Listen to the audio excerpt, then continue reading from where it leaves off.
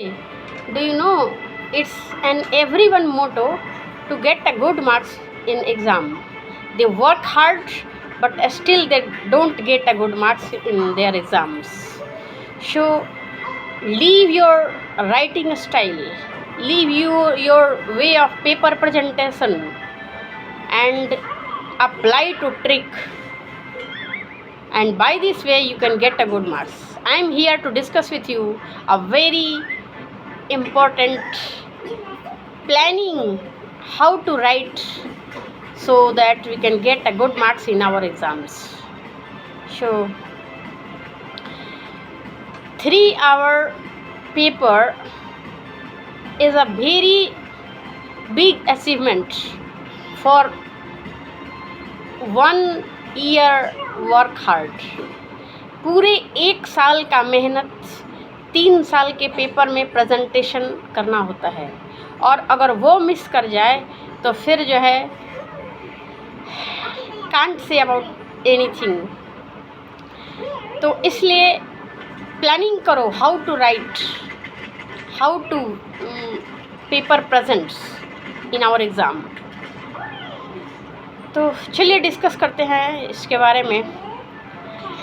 तो देखिए, question papers जो है वो होते हैं मैक्सिमम, किसी डिपेंड करता है कितने मार्क्स है, बट टाइम जो है मैक्सिमम के लिमिटेड होते हैं 3 आवर्स. ठीक है, किसी के 3 आवर्स होते हैं, किसी के 2.5 आवर्स होते हैं. तो टाइम जो भी है 2.5-3 जो भी है वो लिमिटेड होता है, और क्वेश्चंस होते हैं मेनी, क्योंकि पूरे 1 ईयर का सिलेबस जो है उस फाइनल एग्ज़ाम में एग्ज़ामिनर को पूछ लेना है. ठीक है, तो इसलिए जो है वो ढंग से पेपर को प्लान करता है, और आपको भी पेपर प्रेजेंटेशन ढंग से देनी होती है ताकि पूरे जो है क्वेश्चन मिस ना हो, और क्वेश्चन का आंसर इस तरह से लिखा है कि पूरे 100% जो है वो उसके आंसर कंप्लीट हो जाए, और टाइम भी लिमिटेड है. तो सोचिए बिना प्लानिंग के ये कैसे पॉसिबल है. तो इसके लिए प्लानिंग करनी पड़ती है. तो चलिए डिस्कस करते हैं इसके बारे में. 2.5-3 घंटे के पेपर में आपको जो है पूरे कंप्लीट जो भी आपके मैक्सिमम मार्क्स है उतने कंप्लीट करने होते हैं. तो कैसे करें कि क्वेश्चन भी ना छूटे और कंप्लीट हमारा आंसर की भी हो जाए. ठीक है, आंसर भी हो जाए. तो क्या करिए कि choose the maximum marks questions, I mean subjective. जो सब्जेक्टिव है उसको चुनो जो सबसे ज़्यादा मार्क्स के हैं, और फिर जो है अगर वो सब्जेक्टिव है तो उसमें देखो कि उसमें डायग्राम्स हैं या नहीं, लेवल चार्ट है कि नहीं. उसको लेवल चार्ट के थ्रू पेपर को प्रेजेंट करो, डायग्राम के थ्रू पेपर को प्रेजेंट करो, और डिफरेंट कलर ऑफ पेन से उसको लेवल करो, इस तरह से कि देखते ही एग्ज़ामिनर जो है वो फ्लर्ट हो जाए, और पूरे उसमें जितने सारे पॉइंट्स हैं विथ एग्जाम्पल वो मिस नहीं करने चाहिए. एक पेज में पूरे 4 पेज की क्वेश्चन को आपको प्रेजेंट कर देना है, वहाँ पे कर दो. और उसके बाद फिर जो है जैसे किसी सब क्वेश्चन को आप लिख रहे हो तो उसके टाइप्स पहले लिखो, फिर ईच एंड एवरी टाइप्स के नीचे एक एग्जाम्पल नीचे वहाँ पे दो, और फिर जो है नेक्स्ट पेज में आप उसके पॉइंट्स के थ्रू पॉइंट्स 1 2 3 4 ऐसे करके, और फिर जो है एक को प्रेजेंट करो. लेकिन don't write more, because you can miss A question if you are wasting lots of time in a single questions. तो टाइम का ध्यान रखो, और फिर उसमें जो है आप उसके पॉइंट्स को मत मिस करो. पॉइंट्स तो लिखने ही हैं आपको, बट टाइम को ध्यान में रख के. ठीक है, तो इस तरह जो है पेपर को प्रेजेंट करो सब्जेक्टिव. फिर उससे जो कम मार्क्स के हैं फिर उसको गो थ्रू करो, और टाइम फिक्स कर दो कि कौन से क्वेश्चन को कितने मार्क्स में लिखना है, कितने टाइम मिनट देने हैं. जितने भी मैक्सिमम टाइम है उसमें टोटल क्वेश्चन में कितने कितने मार्क्स, अगर हाईएस्ट मार्क्स का है तो उसमें थोड़ा ज़्यादा टाइम देना होता है, उसके अकॉर्डिंग सबको जो है पहले डिवाइड कर दो।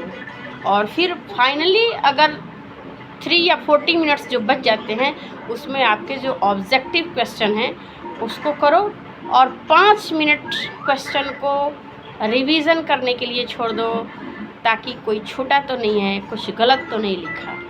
ठीक है, तो लास्ट के 5 मिनट आपको बचा के रखना है। और इस तरह जो है आप अपने पेपर को easily without any tension you can present there and get a good marks. तो टाइम का ध्यान रखो, और क्वेश्चंस के जो मेन पॉइंट्स है उसको नहीं छोड़ो। और पेपर किसी किसी में पेपर काउंट होता है, तो काउंट करने के लिए उसमें भी डायग्राम बनाओ, टाइप्स दो उसमें, उसके नीचे हर टाइप्स के नीचे उसके एग्जाम्पल लिख दो, और एक दो लाइन हर टाइप्स के नीचे उसके बारे में वहाँ पे मेंशन करते चले जाओ। इस तरह जो है आपको वहाँ पे एक भी इम्पोर्टेंट पॉइंट मिस नहीं होगा, और फिर जो है वो आपको वहाँ पे याद भी आ जाता है। बहुत सारी ऐसे सिचुएशंस आते हैं कि हम पढ़े तो बहुत होते हैं बट वहाँ पे भूल जाते हैं। तो जब आप डायग्राम के तरीके से, जब आप लेवल चार्ट के थ्रू अगर पेपर को प्रेजेंट करोगे तो वो वहाँ पे मिस होने का चांस नहीं होता। ठीक है, और एग्ज़ामिनर को भी कम टाइम लगता है वो जो है आपको ईजिली जज करने में। नहीं तो लाइन बाय लाइन कोई एग्ज़ामिनर नहीं पढ़ता, क्योंकि उसके पास टाइम नहीं है। You have lots of work except then you, उसे और भी बहुत सारे काम होते हैं, तो इसलिए वो कोई भी टाइम देना नहीं चाहता। लेकिन आपको जो है एग्ज़ामिनर को अट्रैक्ट करना है, किस तरह जो है उसको अट्रैक्ट करे कि वो जो है मार्क्स काट ना सके। ठीक है, तो डिफरेंट कलर ऑफ पेन और डायग्राम, लेवल चार्ट, इन सब का ध्यान रखो। एग्ज़ाम्पल, टाइप्स के नीचे एग्ज़ाम्पल, और फिर जो है एक एक को लेवल 1 बाय 1 सबको लेवल करते जाओ, और उसके बाद जो है फिर नेक्स्ट वाले स्टेप पे जाओ, उससे जो थोड़े कम मार्क्स के हैं उससे, और उसके बाद 3 to 40 मिनट्स जो बच गए हैं उसमें आप ऑब्जेक्टिव क्वेश्चन देखो। और फिर ऑब्जेक्टिव क्वेश्चन में जब हो जाते हैं, कंप्लीट हो जाते हैं, तो फिर आप जो है 5 मिनट रखो बिफोर द एग्ज़ाम कि कहीं क्वेश्चन मैंने गलत तो मार्क्स नहीं किया, मैंने कुछ छोड़ा तो नहीं इसके लिए। ठीक है, उसके बाद आप कंफर्म रहोगे, and after coming out from the examination hall you will be happy. So that is the criteria, that is the thing. Okay, so